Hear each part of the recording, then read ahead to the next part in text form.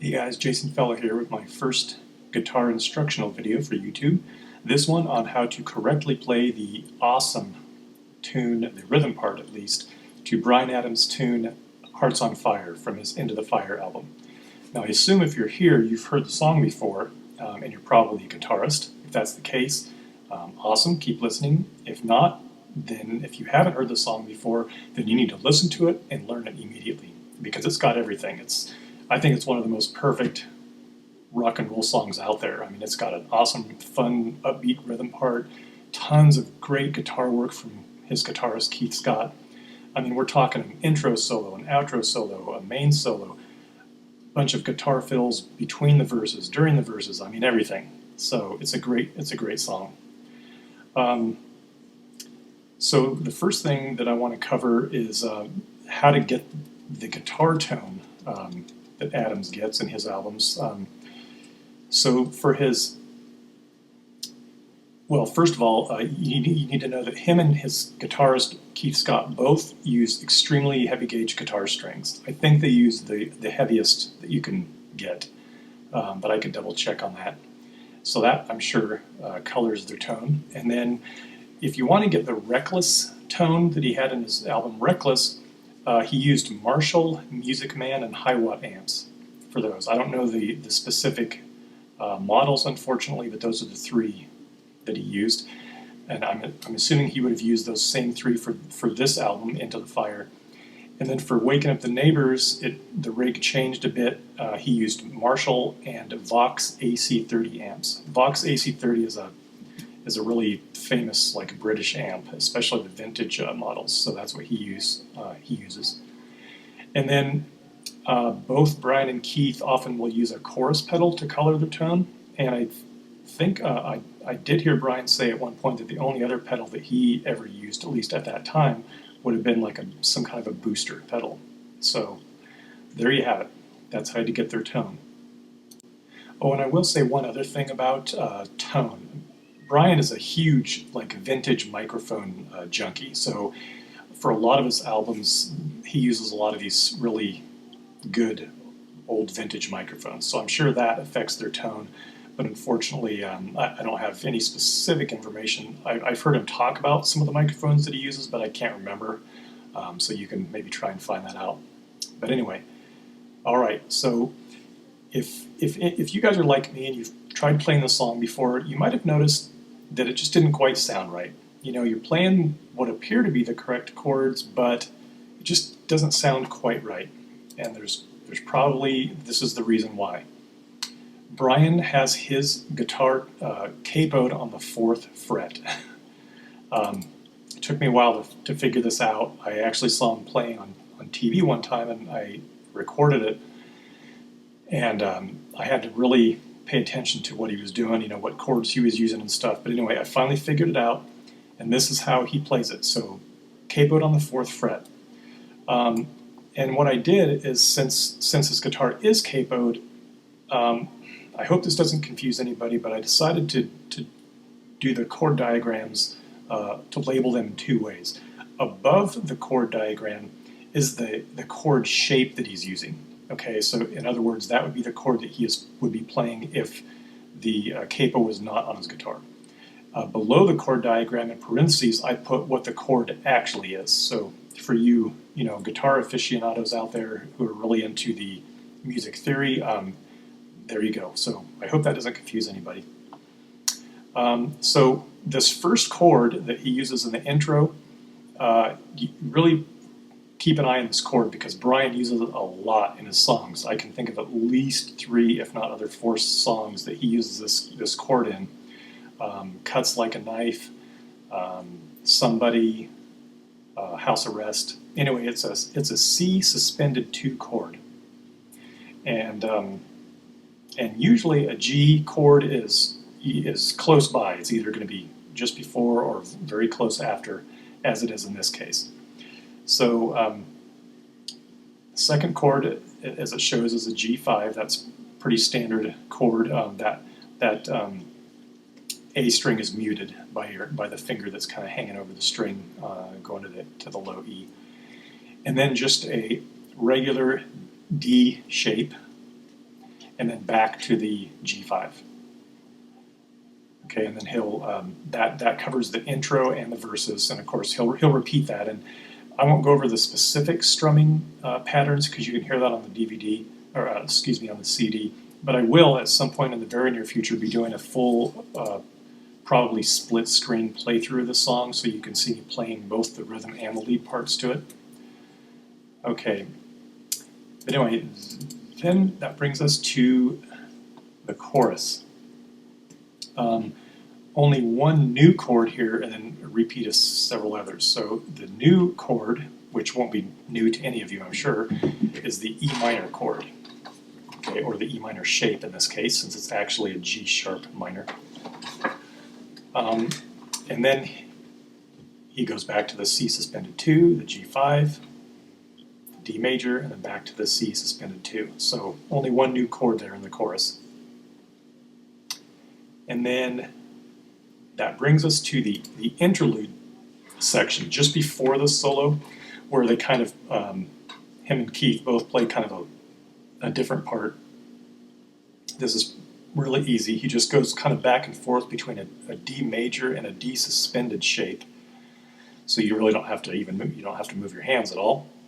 And then the last chord there would be, he shifts over to a C chord, and he repeats that once. So you'll play it twice overall. Okay, and then during the solo section, he would just play the chorus part again, basically. And then that brings us to the bridge. So the bridge is the section just after the solo, which when it changes the, basically it just deviates from the structure a little bit and adds another section in there to kind of, give it a little extra something to it. So Bryan's pretty famous in the biz for coming up with some really catchy bridge sections. All right, so let's see. So for the bridge, I doubt these will be any new chords for anybody who's been playing guitar, but as far as this song, there's only one new chord and then 3 repeats. So the first new shape is the classic A minor chord shape. Then he goes to the regular C, and then an E minor, and then back to the D. And then he'll repeat that once. So you'll play it twice overall. And I believe that covers Bryan's section of the song. Now I'm going to cover Keith Scott's part. All right, so the first thing to note about Keith's part is that his guitar is not capoed. Okay, Bryan's is, Keith's is not. So he's going to play different chord shapes through the entire song. Now, if you're playing this part, you're going to get a bit of a workout because he plays almost all bar chords or modified bar chords. So it's a pretty fun part to play because you're definitely moving around a lot and having a good time. So this first chord appears to be an E added 9. I believe that's what it's called. And that's up on the 4th fret. Okay, that's a pretty common chord shape. Again, Adams uses this in some other songs as well, like It's Only Love, and I think Take Me Back. Anyway, so pretty straightforward there. And then he pulls 2 of his fingers off and then just goes back to what's basically a B chord, but it's a modified B chord. It has no bass note, so he just plays the upper notes. And then he switches over to a standard F sharp bar chord, and then over to a B major. And it looks like when he plays this live, he usually just plays sort of the power chord version of it, which is the bottom 3 notes basically. That looks like how he plays it. So fairly straightforward there. And that'll cover the intro and the verses. All right, then we go to the chorus. Only one new chord here. So the first one is a G sharp minor, and of course you can play it however you want to play it. I just kind of listed how I showed how I play it, and you can play it. You can play over all the strings if you want. And then he goes back to the E added 9, then he pulls off the 2 fingers and then just goes to the modified B chord, then back to the F sharp, and then the E added 9 again. And of course he'll repeat that another time for the chorus. So you'll play it twice overall. And then that'll bring us to the interlude. So again, this is a section that they play just before the solo. And you're going to see some familiar chord shapes here. Really, really easy to play, but it's up on the 11th fret. And technically this is like the upper notes of an F sharp, again without the bass note. And then he'll kind of hammer on his 2 other fingers to make it a variation on a B chord. So I labeled it B modified. And then he'll pull off, go back to the F, go back to the B modified, and then back to the F sharp again. And then lastly, he goes to an E chord that's up on the 9th fret. Again, kind of a power chord shape there, but you could play all the notes if you wanted. And he'll repeat that once, so you'll play it twice through overall.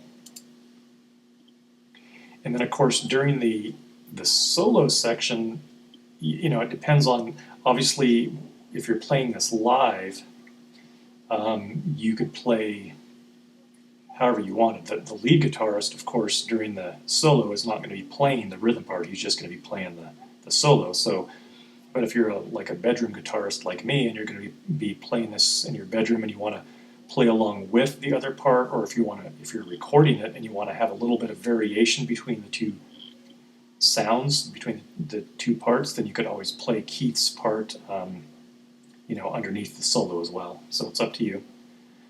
And then that brings us to the bridge. And we have a couple of new chords here. The G sharp, so it's just like playing a G bar chord but up 1 fret to the 4th fret instead of the 3rd. Then he goes down to a regular open E chord, which is, I think, the only non-bar chord that he plays in the whole tune. And then back up to the G sharp minor, which we just saw before, and then finishes off with the regular F sharp. And that, I believe, covers it for his part in the rhythm. So I hope you guys enjoyed the video. I will be covering all the lead stuff, like I said, before too long, and I will also be covering at least one other tune on this album. I will be covering the awesome lead guitar work to the song Native Son. Keith has an incredible outro solo that's just like some of his best work. And then I'll be doing some other Adams tunes coming up, like certainly some stuff from Reckless and Waking Up the Neighbors, One Night Love Affair, Somebody, There Will Never Be Another Tonight, a bunch of stuff. So if you're an Adams fan, you might want to stick around and stay tuned. And I hope you guys enjoyed the video. If you have any questions that I didn't answer, feel free to message me and let me know. All right. Thanks, guys. Bye. Oh, wait, I lied. I'm not gone yet. One more thing. I will also be creating backing tracks for all of these songs. So right now I've got maybe backing tracks to maybe 5 different songs ready, and I've got a bunch more in the works. So if you're an Adams fan and you want to play along with this stuff and you just can't find the backing tracks anywhere, hopefully I can get them for you. I can create them and I'll be posting them. So or I can send them to you in an email or whatever. So hope you guys enjoy those. I will talk to you soon. Thanks.